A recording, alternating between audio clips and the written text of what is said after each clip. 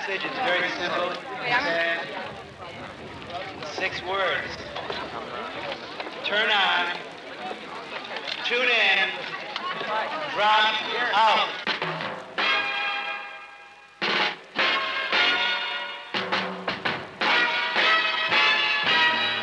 Turn on, tune in, drop out. For this crowd of hip young Americans, these 6 words are shorthand for an electrifying experience most of them know well, an experience called the trip. The trip is a drug-induced mental explosion that has changed their whole way of looking at the world. But for many other Americans, the 6 words stand for something else: controversy, crime, and terror. Turning on, tuning in, and dropping out is what happens to you when you take a dose of the strange new drug called LSD.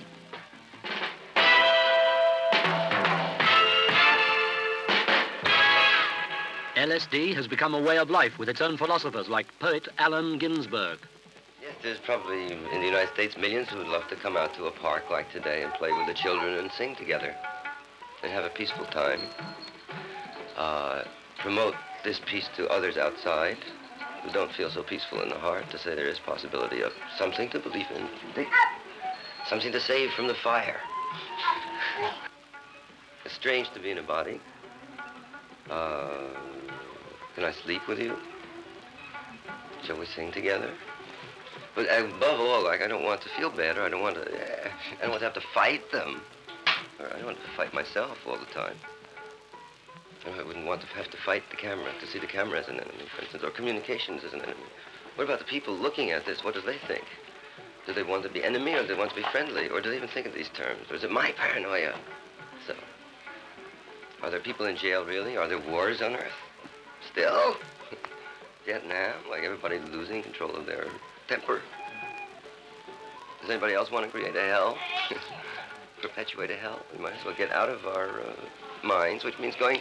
It does mean some LSD there. As a useful social catalyst, as a useful personal catalyst, as something that does approximate a natural religious experience. LSD has a way to divine sense also. 1.5 million Americans are believed to be regular users of LSD. Many others, still uninitiated, admire its heroes and talk its language. They go on pretend trips like this with trick spectacles from shops that cater to the hip trade. LSD stands for dextrolysergic acid diethylamide, a chemical derived from a fungus that grows on rye. It is not addictive like heroin or cocaine, but it's far more powerful in its effects. Taken in a pill or sugar cube, it acts in an hour and lasts up to 24. During this time, the user soars into another world where the consciousness is vastly expanded, or seems to be. This is the famous psychedelic experience. Dr. Timothy Leary, America's high priest of LSD and its passionate public defender, calls it turning on the mind, tuning into the infinite, and dropping out of the here and now. But there's another controversial side of LSD. Not all trips are happy ones. Some are upsetting and even terrifying. Some experts doubt that the drug expands the mind at all. One skeptic is the University of California's Dr. Thomas Ungerleider. You know, we live, especially in this country, we live in a drug culture, fantastic drug abuse. Everybody wants to alter their mind in some way with a tranquilizer, a barbiturate, an amphetamine, with marijuana, and of course now with LSD, which I think is by far the most dangerous drug. LSD certainly provides an intense interpersonal, non-interpersonal, intrapsychic experience, an intense intrapsychic kind of an experience. But I would not call it a consciousness-expanding drug, rather a consciousness-decreasing drug. If you were on LSD now, you could pay very little conscious attention to what I was saying to you. You would be so wrapped up in what was going on inside you. We've seen people take LSD and stare at their finger for hours, or a leaf, seeing things that, of course, others of us do not see, and unable really to pay any conscious attention. So in that sense, LSD, I suppose you might say, is a consciousness-decreasing, unconsciousness-expanding drug. Well, the experience that you have when you take LSD is similar to the experience which has been described by the great mystics and philosophers of the past. There's a sense of being in communion with powers greater than yourself and intelligence which far outstrips the human mind, and energies which are very ancient. you have a sense of being brought into God's workshop, and or that the veil is pulled away, and for the first time you see how things really are. Of course, God's workshop is very different from what we expect. People don't talk English. Most of the forms are molecular and cellular. They're quite strange and eerie. It's very hard to be prepared for this experience specifically, except the attitude of trust, or thy will be done, in dealing with mysteries and powers which dwarf your expectations. Certainly the claims for increased creativity and increased functioning, for extrasensory perception, are grossly exaggerated, if not completely false. We've had so many examples. We were having dinner with an engineer, a mathematical engineer, who told us that he could solve any problem since he'd begun to take and become a regular LSD user. We asked him about his work, and he said, well, of course, I'm not working. I've been fired. Nobody will hire me. He'd been out of work for many months. A band leader brought a drummer in, a rock and roll drummer, and he said that there was all kinds of trouble with the band. The drummer couldn't play. People couldn't dance to it. The band was going to have to be dispersed if something couldn't be done, and of course, the drummer was on LSD. We talked to the drummer. What did he say? He said, I'm playing like Gene Krupa. I'm the greatest. One effect of the controversy is that more and more Americans are hearing about LSD and trying it. Some, like Karen Hodge of Colorado, disagree with Dr. Ungeleiter's pessimistic view. Karen is 27, a college-educated housewife with 3 children. She first had LSD 4 months ago and has taken a trip every 2 weeks since. Well, it means a great many things. It's not just one thing. For one thing, each time you take it, the experience is totally different. Sometimes it is very introspective. Goes back to my childhood and various events that happened then, which I've totally forgotten about now, but being an adult, I can see in a different way. Sometimes it is just the opposite. It's very social. You see other people in a different light, or yourself in relationship to other people in a different light. In general, I'd say that, get your pajamas, they're right here. Hurry up, Ripley. That every aspect of life has more meaning, greater depth, greater variety than it did previous to taking LSD. Her husband, Jerry, has also taken LSD. And it was a great deal of accepting myself and accepting other people and getting along with little kids like this. But my own growing up was rough sometimes, and I had a lot of things I had to learn to accept about myself before I could learn to accept the kids. And I was projecting a lot of things that I was disgruntled about onto the kids.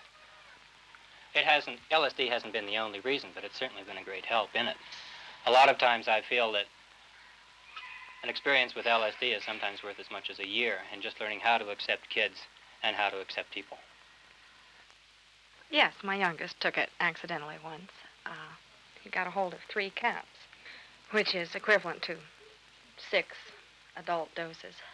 He remained rigid for, about an hour or so, at which point he got off the couch he'd been sitting on, and he started to giggle. And he giggled and giggled, and he started talking. It was obvious that he was seeing a whole world of color, of animals, of form, and he was able to verbalize it to a surprising degree. He's normally relatively quiet insofar as he doesn't talk a great deal. And he was just jabbering away. This is what a dose of LSD looks like. A little powder in an ordinary capsule. Colorless, odorless, tasteless. You mix it with fruit juice and drink it. Karen and Jerry are at the house of friends, ready to turn on for one of their fortnightly trips. They've hired a babysitter to mind their children for the next 24 hours. The mood is restrained excitement, like the feeling at the start of a journey. Karen's friends have had a lot of trouble this time finding enough LSD. A new national law against its manufacture or sale has shrunk the supply and driven the price up. What they're trying tonight comes from a new source, Czechoslovakia. But it's real LSD. It'll be an authentic trip. 2,000 miles away in New York, Leary's fellow missionary, Dr. Richard Alpert, describes what it will be like. I still find it very, very difficult to describe exactly what the experience is like. For the first year or two, we used to call it ineffable, just indescribable. And now we've reached for metaphors and ways to describe what the experience is about. The best image I can suggest for you to understand is if you grew up in a very small village and had lived in that little village in a valley all of your life, and then when you got to be a certain age, somebody took you by the hand and led you to the top of a nearby hill. And now you look down and you saw your whole life, as it were, as you were living it down in the village from this new vantage point. And then you looked out and you saw there was a village, and there was another village, and there yet another village, and all of these villages had their lives going on. Then you came back into the village again and went back to your life, but with the consciousness of the experience you just had. How would it change your life, you see? It's a very subtle matter, because how does a new perceptual look at your own life change it?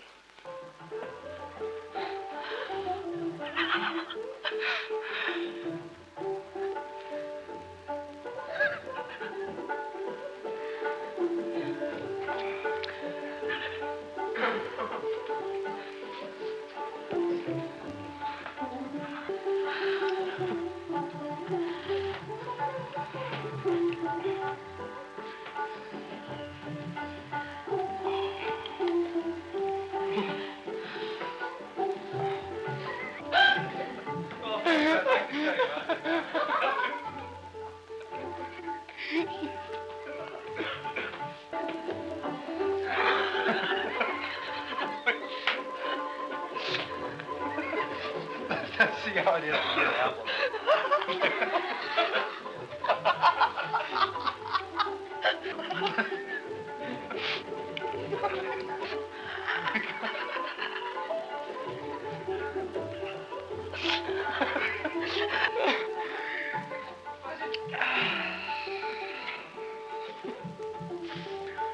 You've got to override the very strong habits or associations that your mind has learned from its childhood on.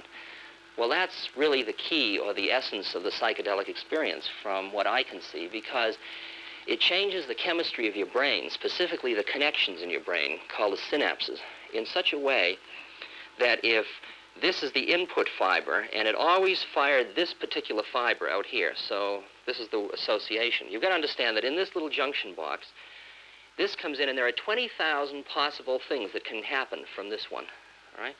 But you've learned it so that one happens, so that every time you say green, grass, right? Black, white, okay? So on. War, peace, you know? Love, hate, right? Now you've got a whole model, a whole cultural model. It's this association. Now you change the chemistry of this little synapse so that when this happens, instead of just this firing, this fires too, this fires, and all 20,000 of them fire. Now, that's quite an extraordinary experience, because anything you look at, you not only see it in the way you've always seen it. I mean, you not only process that perception the way you've always done it, but you also have, yes, and that, and that, and that, and that, and that, and that.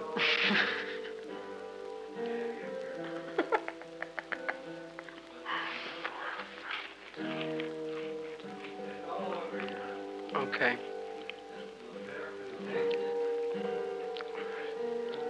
It seems so absurd to describe this, and I'll try.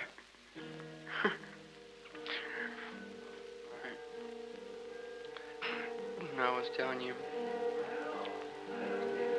the space is different because it's real.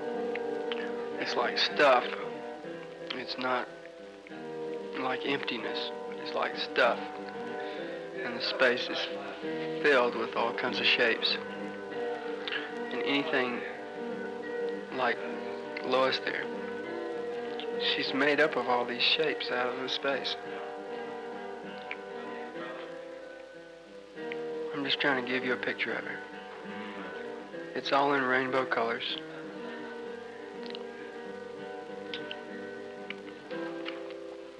And I can't talk about it because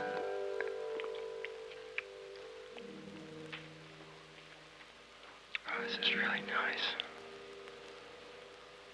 It's absurd to talk to this stupid thing. But this is really nice.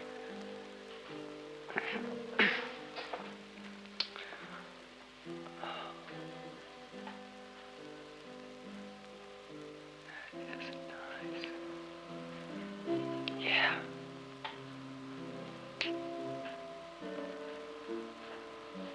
Oh. No.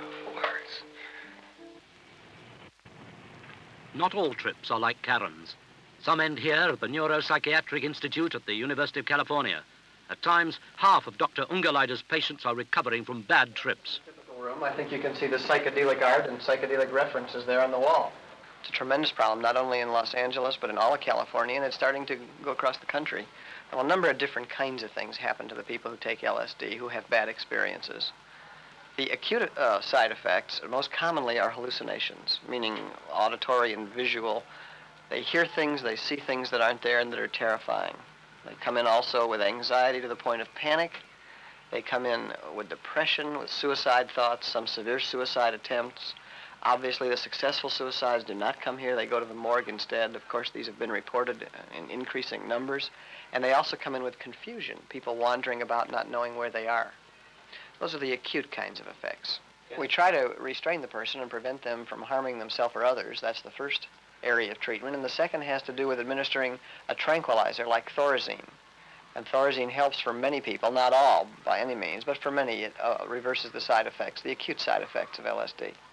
You see, there's no way to predict who's going to have a bad experience. Not psychological testing, not psychiatric interviews, not a history of stability on a job, not a lack of symptoms, not a person who is by any indices that we have to measure well-adjusted. None of these ways can we predict who will have a bad experience. And the bad experience may vary. It may occur the first time you take the LSD or the 100th time. So I think we're trying to educate people that they can take it if they want. We can't prevent them, but they're really fooling with dynamite. This is not like swallowing goldfish or the hula hoop or crowding people into a telephone booth. This is really like Russian roulette.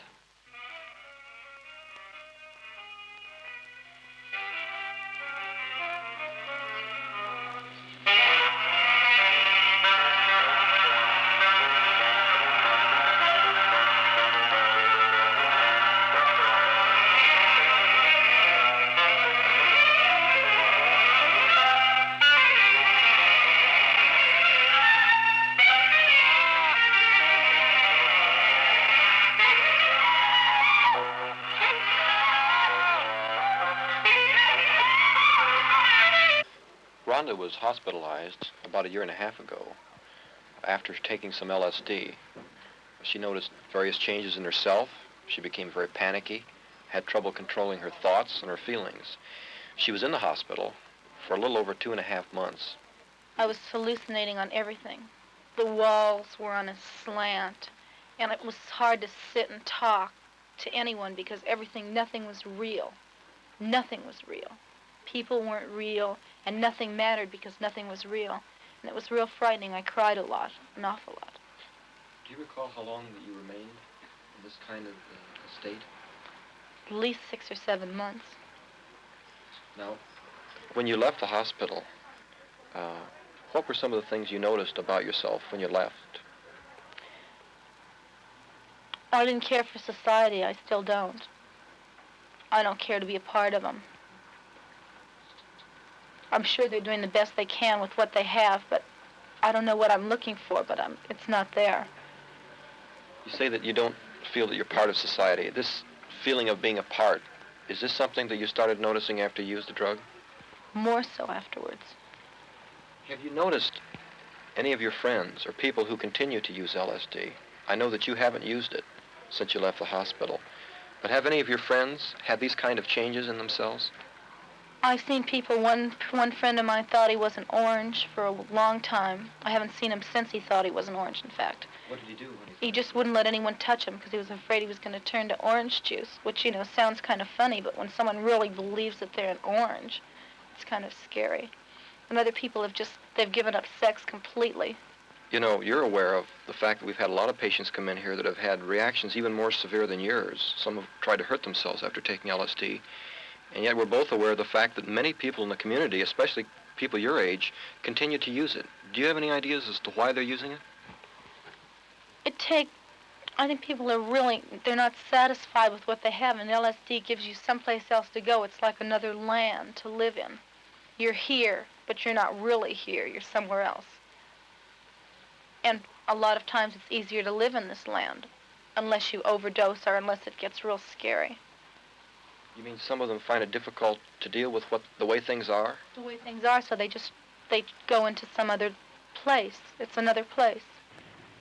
And after Rhonda's treatment is over, what then? Back with her old associates, the young hippies of California's drug culture, she may be tempted to take LSD again. A high percentage of patients at the Institute are repeaters. Ungerleider's long-term solution to the problem would be to deny them access to the drugs with stiffer laws. Ranged against him, however, is another view that says bad trips are not necessary. The key is not whether, but how you do it. Dr. Alpert. It is true that many young people who are experimenting with psychedelics have experiences that scare them, that bring them very close to panic. And from a long point of view, it's a question of whether or not that panic isn't something we all go through, but that if you're in a really good setting or in a safe place, it's okay to go through it, while if you're in a place where the environment doesn't give you any support, you get too scared, if you will, to go on with the experience without having to try to stop it. There's a moment of panic of, I'm going to cease to be if my whole structure falls apart, because that's the way I know myself and know you and know what to do next and know how the universe is going to be. And that movement from absolute to relative reality scares everybody. There are ways of ensuring the experience being one that you feel safe enough to go on with. And we were researching this for quite a while and got to the point where at least 96 or 7% of all of the experiences we were associated with were profoundly positive experiences. Another scientist who believes people can take LSD safely is Dr. Stanley Krippner, Director of Sleep and Dream Research at Maimonides Medical Center in New York. He's taken it several times himself. I don't think LSD should be taken every week. I don't think it should be taken every month. I think maybe once a year is sufficient, once or twice a year. I do think that there should be research clinics all around the country where people who want the LSD experience can go into a clinic, take it from somebody who is well trained in the administration, with a physician on hand, with somebody well grounded in philosophy and religion on hand, to bring them through the experience safely and to help them make the most of the experience.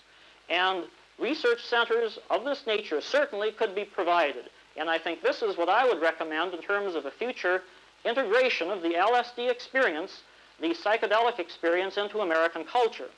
LSD could be integrated into the general fabric of American society, but we will need additional research to indicate how best this should be done.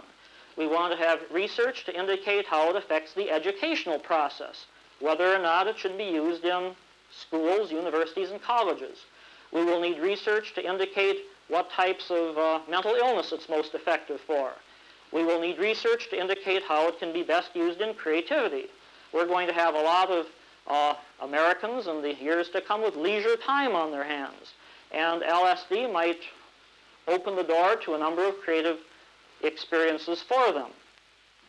Many artists are already indebted to mind drugs for inspiration. A year and a half ago, Isaac Abrams was a writer. His first psychedelic experience turned him into a painter.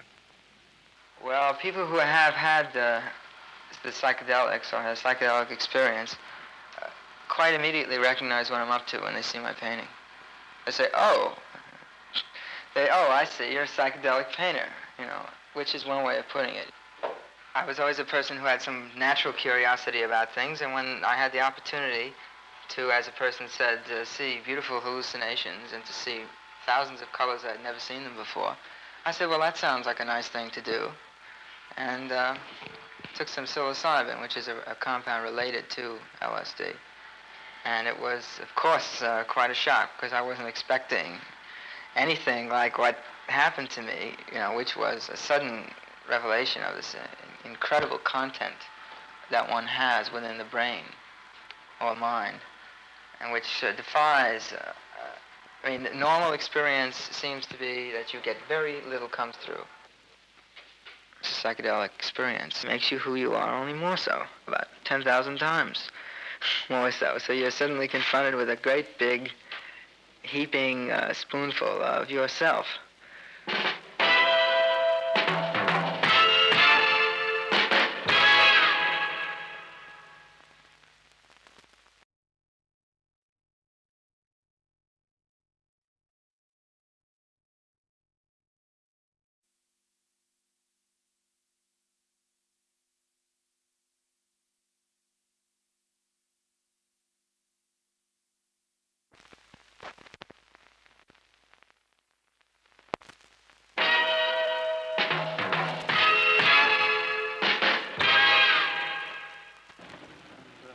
most profound insight claimed for LSD is religious.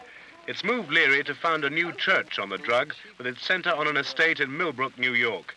He encourages visitors like Maria Alvarez from France. Her guide is Nicholas Doyle, a friend of Leary's. She's never taken LSD, but wants to know about it and about Leary's religion. My first impression of it was a sort of LSD somehow. But there's a lot more happening here. This is the house right here. We're coming up to it. The mansion is where Leary and his 55 followers live and work as members of his League for Spiritual Discovery. Rented from a rich and sympathetic friend, it's fancifully painted with the pervading symbol of Leary's new religion, the face of Buddha. Who's a good doggy? Have you been well since I've been away? Been chasing the goats? Yes. Shall we go into the house? The dog once belonged to Nicholas, but he's given it to the house. Millbrook abounds with animals. Besides the dog, there are 16 cats, a black sheep, and a small herd of goats that live on the porch. Members like to have them around because they believe that animals are by nature turned on all the time. Leary believes that children are as well, and so there are 9 living in the house. Millbrook's members must give up all their worldly ties and work full-time for the League. Leary, however, is constantly on the road lecturing to make money to keep Millbrook going.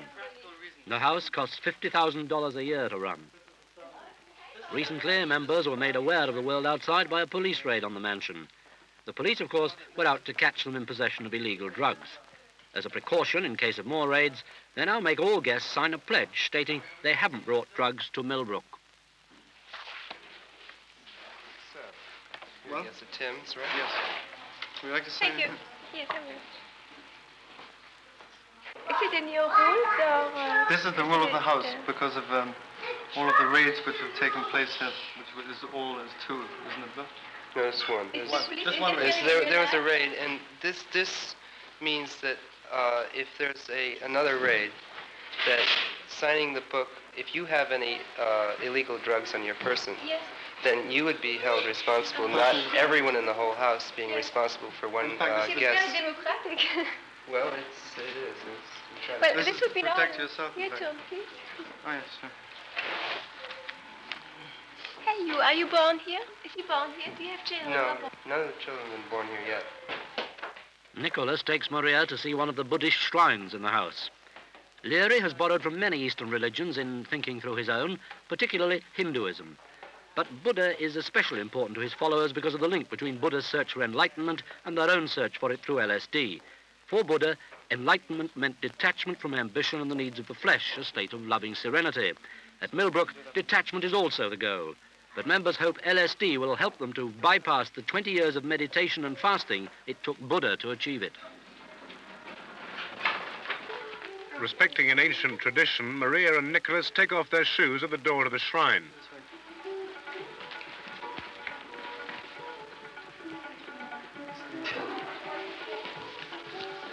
Now, the idea of this whole sanctuary, which it is, this Yeah. one room, is when that actually people can be with themselves, by themselves, Yes. and meditate. And this is the whole idea of this room. Are there special times or any moment somebody has an inclination for being by themselves, or is it like religious ceremonies? You can't really regulate prayer. Another member of the house has explained it this way. Buddha is within us, within everyone. The task is to find him each in our own way. But above all, we must want to find him, want it more than anything, more sometimes than food or sleep. That is why we come to Millbrook. If you take LSD, you're bound to have this experience. That's the terrible thing about LSD. It works. It's a sacrament that is almost foolproof. The problem is that most people aren't prepared to face God. And no matter how religious you think you are, if someone says, come on, would you really like to look right in the eye of God and see where man is and where history is and how trivial and ridiculous and small human nature is? Most people don't want to face this. Who is ready to face God? Usually it's not the policeman or the senator or the king or the professor. The person who's ready to face God might be a man of the gutter who's ready. I've had enough. It's very hard to predict who should have this experience. That's why we must be very careful not to pass laws saying A can have it and B can't, because that's religious discrimination. It's really your own choice. Are you ready to go out of your mind and face something stronger than yourself? Preparation, though, and guidance is what the sensible person will ask for before he does this. This is a tranquil, happy moment for Leary, a rare moment now in his hectic life. Ahead lies a difficult future for his movement. LSD is becoming a synonym for evil and the dosed sugar cube a symbol of degeneracy. Newspapers have sensationalized reports of insanity, suicide, and even homicide, all supposedly caused by LSD. The outcry has resulted in harsh new laws which are making LSD scarce and expensive. The result of that is a brisk new business for the underworld. And the result of that is a busy new Federal Bureau of Drug Abuse Control with 325 secret agents.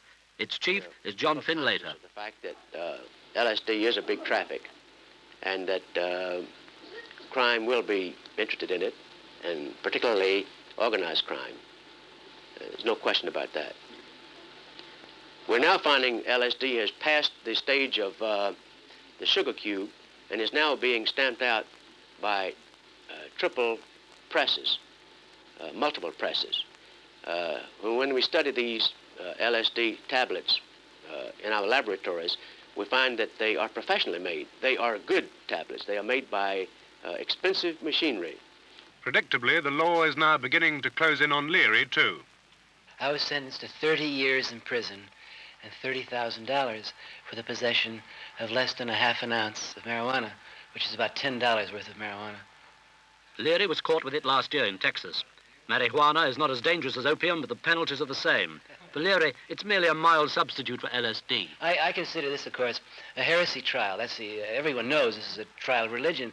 When I look back on the history of heresy trials, I think I was lucky to get out for 30 years because people have been burned at the stake and other cruel things are done for much less than what I've done when you get into the tricky business of religious persecution.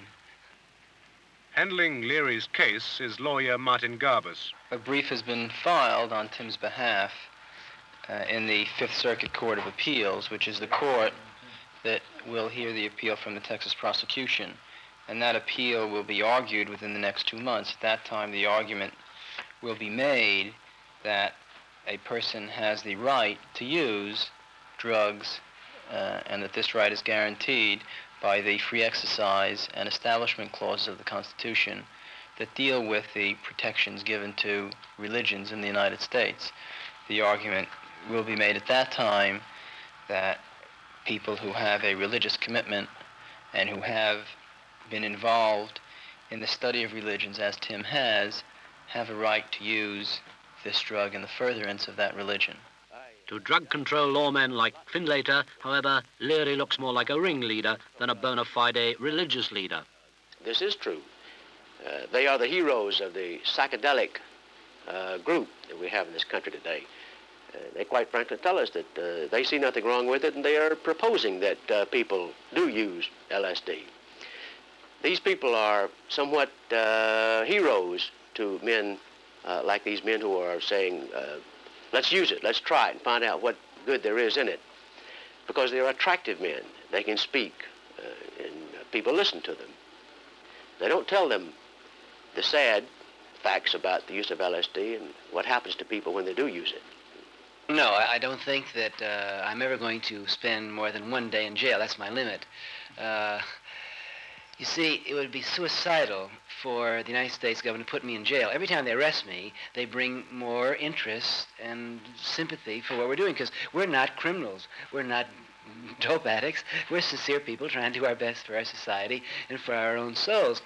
But you see, the three groups that always rally to a new religion are the young, the creative, and the minority groups, alienated groups. Now, if the government would put me in prison, say there were 1,000 men in the prison, well, 990 of them would immediately become, they would join my work. On this occasion in San Francisco, California, a crowd of 15,000 came to join his work. It was the largest gathering of his followers ever held. They found it peaceful, instructive, even entertaining.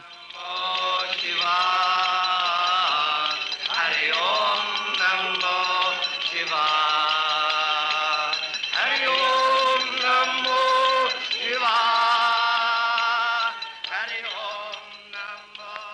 inevitable you're going to be listened to by your fellow man, because most men are hungry for meaning and for men who represent meaning. I'm convinced that even inside the skeptic who just comes to see what's going on, or who comes because it promises more curiosity than the local movie, even in the heart of this skeptical person, there's a hope that he will find some meaning, that something will be ignited.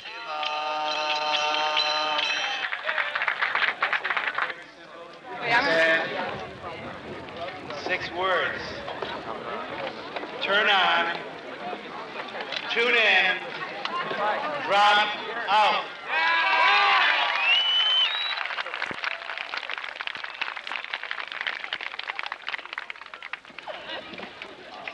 Turn on means find meaning within. The only way out is in. Jerry, we're going to have to take Tune in means harness it up. Don't have room. Please do it. An act of beauty and glory. And drop out means drop out. I mean drop out of high school, drop out of college, drop out of graduate school, drop out of junior executive, drop out of senior executive. Turn on, tune in, drop out.